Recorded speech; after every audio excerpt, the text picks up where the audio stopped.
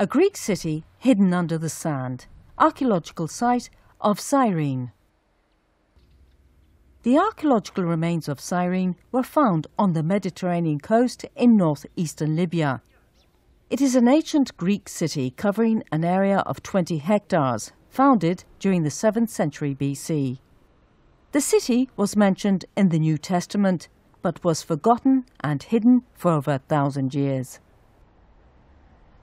This temple, dedicated to Zeus, the Greek god, is 30 meters wide and 70 meters long, which makes it almost as large as the Parthenon in Athens.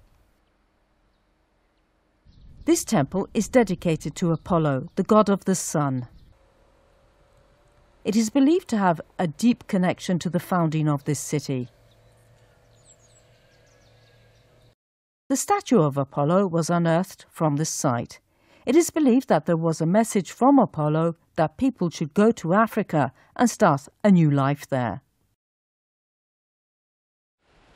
The people of Santorini Island in the Aegean Sea received this oracle at a time when they were suffering from years of drought and famine. Some 200 people left Santorini in search of new land during the 7th century BC. They travelled across the Aegean Sea, then into the Mediterranean, and finally reached Cyrene. The city developed rapidly, and by the 2nd century BC, its population had reached about 100,000 people. This giant public space called Agora was the centre of the city. Local government offices, courts and temples were built around the Agora.